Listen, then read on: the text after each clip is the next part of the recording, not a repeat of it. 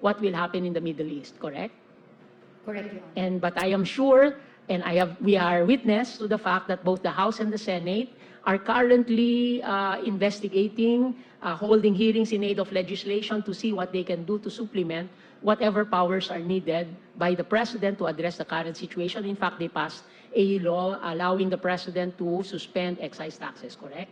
Correct, Your Honor. Yes. In other words, we should be mindful that we should not straitjacket the reading of the text of the Constitution, even with precedents, and make sure that the Constitution should be a living but empowering document, correct? Correct, Your Honor. Yes. Empowering, but also a document with accountability, correct? Correct, Your Honor. Because as Richard Posner said, the Constitution is a living document, but it is not a suicide pact, correct? In other words, the Constitution is a living document.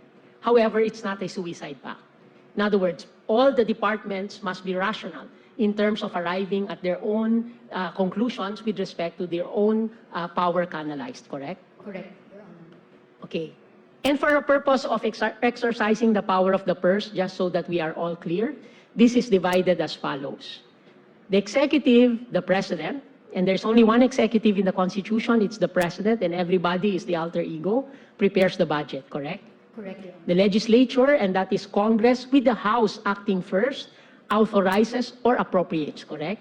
Correct, Your Honor. Then the President, and the President only, spends or executes with clarification, again, by our case in 2013, that the legislature has no participation in the post-enactment or execution stage. You agree? Agree, Your Honor. And the Commission on Audit, as a constitutional organ, checks on the expenditures, correct? Correct, Your Honor. The Ombudsman can prosecute, correct? Correct, Your Honor. And the judiciary, of course, is tasked with interpreting the boundaries of these powers as contained in the text of the Constitution and in statutes, correct? Correct, Your Honor. Now, during your presentation, in your opening statement, you mentioned the case of KMU versus Aquino.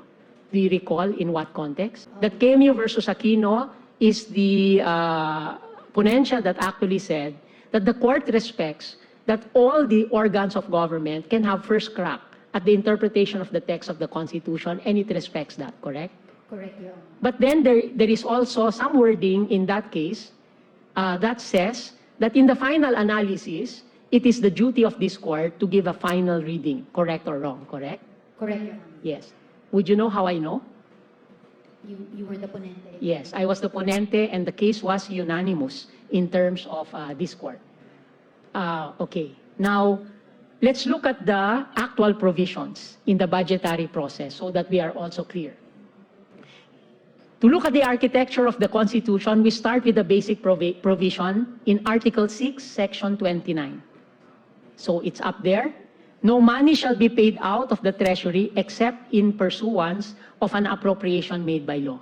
You agree with me that this single provision shows the relationship between the executive and the legislature, correct? Correct, Your Honor. Yes. Is there any other money that can be spent by government that is not in the Treasury mentioned in the Constitution? No, none, Your Honor. All collections are submitted to the Treasury except for fiscally autonomous institutions like the judiciary, because there is a separate provision in the Constitution for that, correct? Correct, Your Honor. Yes. So the whole cycle includes preparation of the budget, appropriation, budget execution, and budget audit. Agree? I agree, Your Honor. The issues we now face are generally about that stage of authorization or appropriation, correct? Correct. With its impact on preparation and execution, but principally about authorization. You agree? I agree, Your Honor. So, in terms of preparation, the provision, the basic provision on the part of the executive is Article 7, Section 22, which states that the President shall submit to the Congress within 30 days as basis for the General Appropriations Bill a budget of expenditures and sources of financing, correct? Correct, Your Honor. Yes.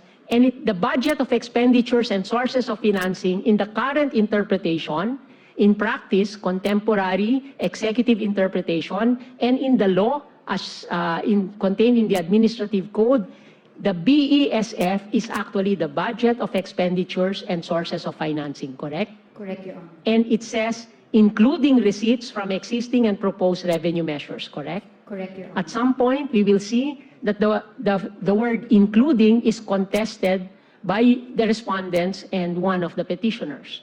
But it's very clear here that the President only submits one budget, correct?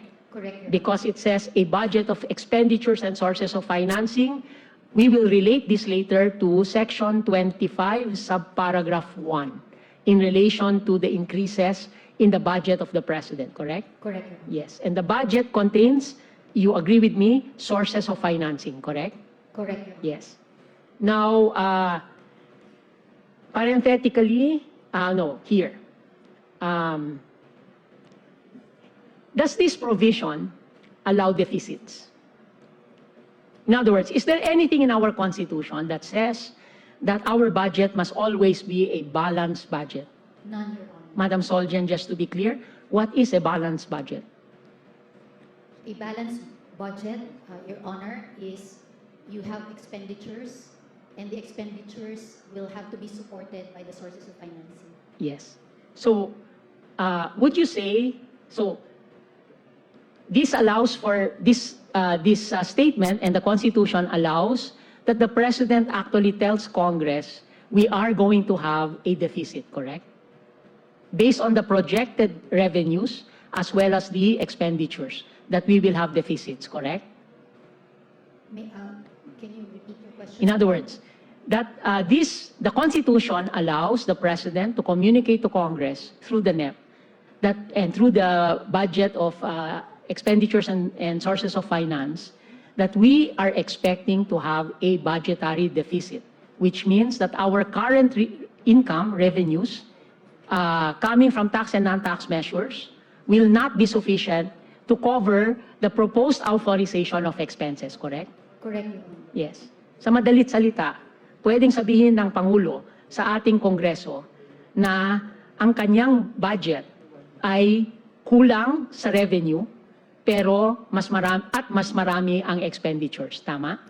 Tama, Your Honor. Yes. May I clarify? Yes. Also, in our briefings by the DBM, what we understand is that even the deficit spending is being planned, and part of Yes. there is a deficit framework. Yes. Globally, there could be a target level which is accepted as an acceptable level, and it will depend on our executive branch Yes. as to what that level is. Actually, later, we will go into a bit of the economics just to make sure that people know that this is legitimate to have a deficit financing. I will not go into it with you. I will go into it with some of my former professors. And I do so with a lot of trepidation because I did get a high grade in basic economics from Professor Monsod and also a higher grade in public finance from Professor Dr. Jokno. And I don't know if they can recall those grades now. But in any case, subject to contempt of court, of course. So deficits are there. Mainly, they can be filled in by income. Let us say they did not predict that there was high dividends from one of our government-owned and controlled corporation, non-tax revenue, correct? Correct. Or perhaps a new tax that would be passed by government, correct?